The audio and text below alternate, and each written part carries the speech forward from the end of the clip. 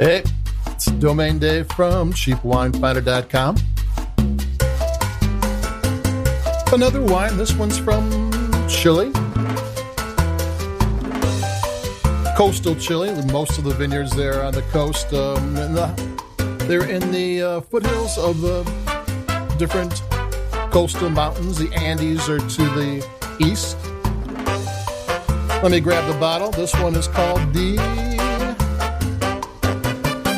Las Vascos Cromas Cabernet Sauvignon Gran Reserva 2018 from the Colchagua Valley in Chile. And this is from the Domaines Rothschild Lafite project.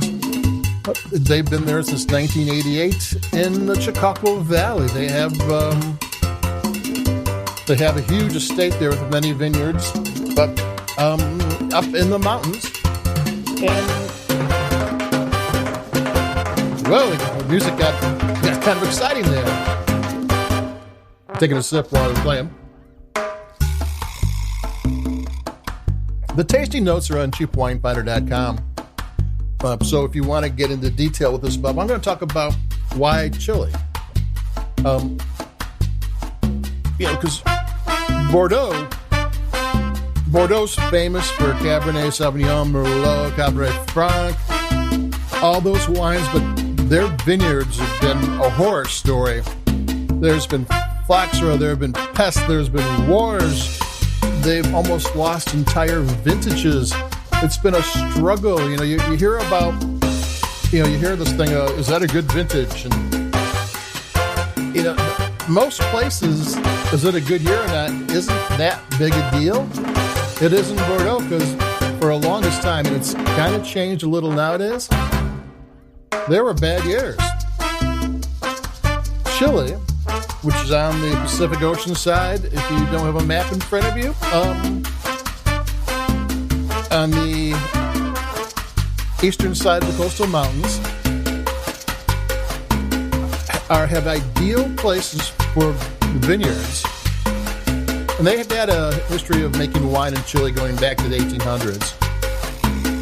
But what's so great about them, and they're so high up in the foothills, is that there isn't any pests, there isn't any diseases in the soil, there is no airborne pollutants, there is no water pollution.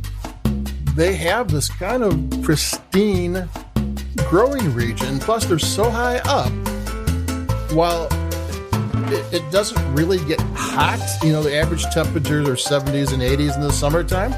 It goes down into the 50s or possibly 40s at night, even in the summertime. And grapes love that heat up, cool down, heat up, cool down cycle. That's one of the things that really gets wine grapes going.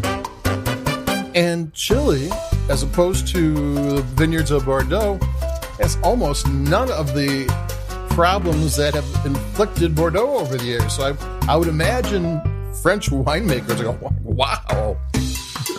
The one thing they don't have, and it's because they're on the other side of the mountain, is they don't have precipitation. They don't have rainfall, which could be a deal breaker. Too much rain is bad for vineyards. You get rain at harvest, enough rain, and they don't get it in time. It can just dilute the grapes. You can cause mold during the season. Chile is kind of a desert up there. They don't get rain. But they do have the mountains, and they do have the snow runoff, and they can get water and irrigate, which is actually, for ideal situations, that's not good. You want it to be natural. But for us who drink the wine, we don't care if they have to, if they have to add water. And that way they can give the grapes the water at the exact amount when they want to and let it not have water when they don't want it.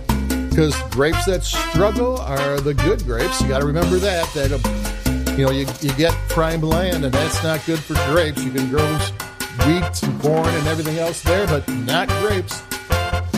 So Chile is kind of like heaven for French winemakers. I'm going to take a sip. This is a good one.